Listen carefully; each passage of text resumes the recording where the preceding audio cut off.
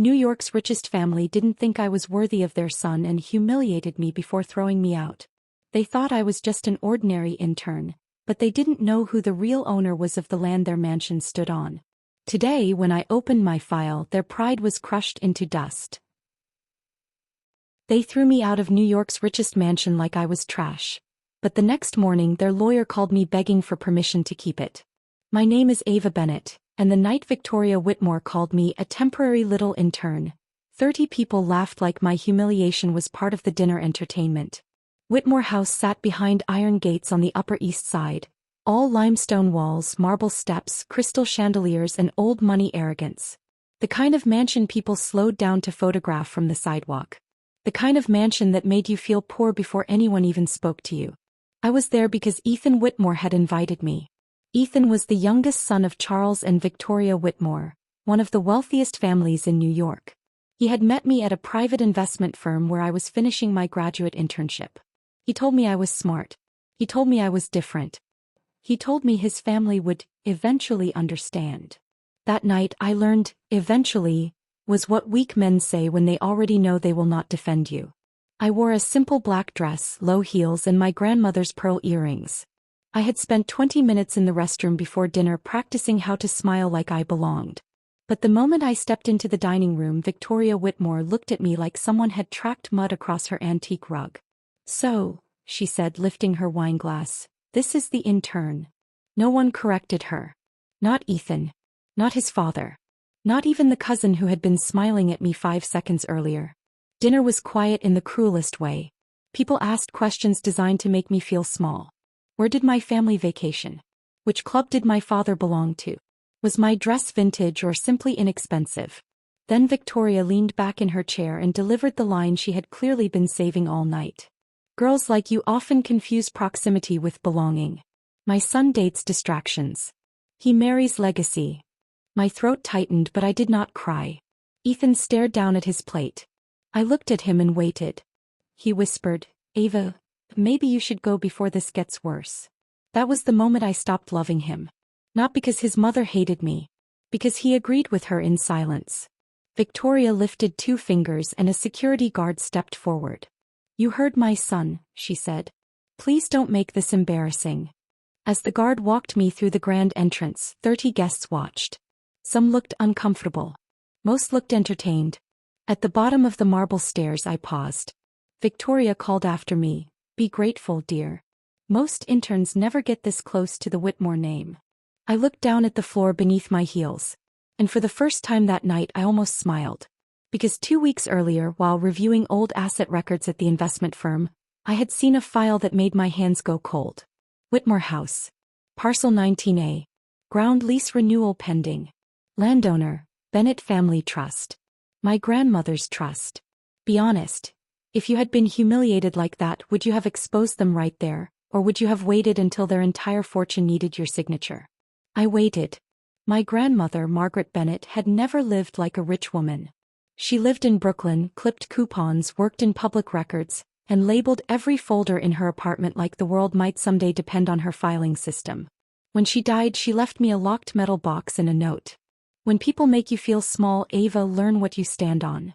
Inside that box were deeds, leases, trust documents, and one original agreement from 1958. My great-grandfather had leased a narrow but valuable piece of Manhattan land to the Whitmore family for their private residence. The Whitmores owned the mansion. But the land underneath it belonged to the Bennett Family Trust. And there was one clause they had ignored for decades. Any refinance, redevelopment, commercial use, or structural expansion required written consent from the landowner. That landowner was now me. For 6 months I said nothing. I did not post about them. I did not call Ethan. I did not try to embarrass Victoria in public. I hired Rebecca Sloan, a land use attorney with silver hair, calm eyes, and a voice so steady it made powerful men nervous. Together we checked every document. The Whitmores had used the mansion for paid private events. They had hosted investor dinners, charity auctions, exclusive club previews and political fundraisers. They had also planned to convert part of the estate into a private members club to cover losses from a failed Miami hotel deal. That conversion was supposed to save them. There was only one problem. They needed my signature. and they still thought I was just the intern they threw out. The meeting happened on a rainy Thursday morning in Midtown Manhattan, inside a glass conference room overlooking Park Avenue. Charles Whitmore sat at the head of the table with two bankers beside him. Victoria sat on his right in a cream suit and diamond earrings. Ethan sat across from her, looking tired, pale, and smaller than I remembered. They were 48 hours away from defaulting on a major loan. They had one missing signature. I arrived 10 minutes late. Not because I was careless, because I wanted them already nervous. When I walked in, Victoria's mouth tightened. "What is she doing here?" she snapped. Charles frowned. "This is a private financial meeting." Rebecca placed a court-stamped folder on the table. "No," she said. "This is a land consent meeting. Ms. Bennett is the controlling trustee of Parcel 19A. Victoria laughed once. A short, ugly sound. "That is ridiculous. She was an intern." I opened my file and slid the deed across the table. I said. The banker read the first page. Then the second. Then he closed his laptop. That tiny sound changed the entire room.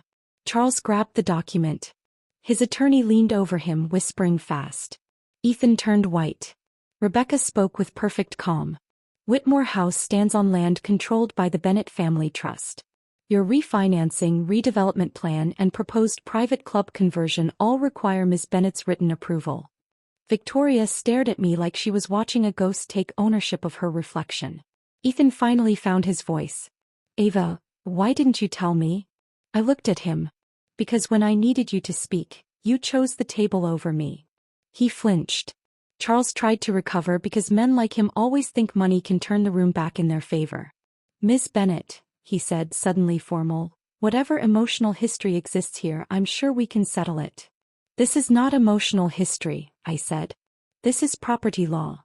I opened the second folder.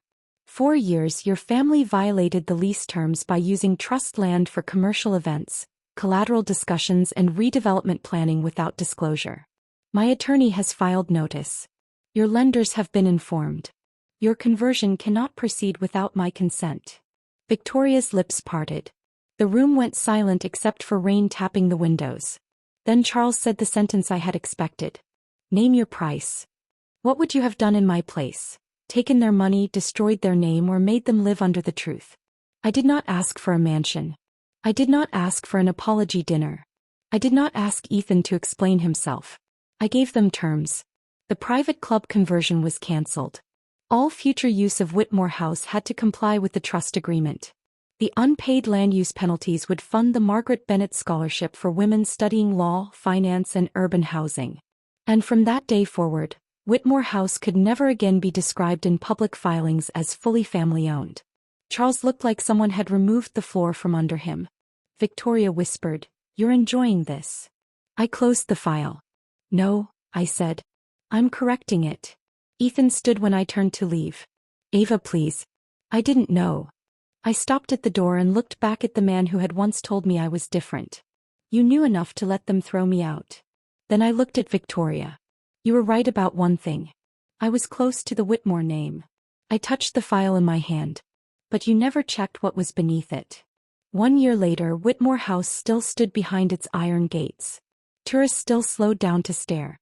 Victoria still wore diamonds. Charles still gave speeches. But now, every legal document carried the truth they had spent generations ignoring. The mansion was theirs. The ground was not.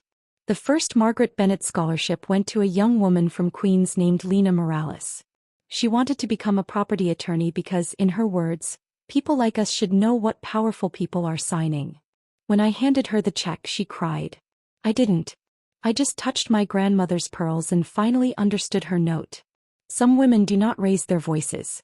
They raise the proof. Moral: never judge someone by their job title, clothes, silence, or the room they are standing in. Some people are not powerless. They are simply waiting for the truth to become undeniable.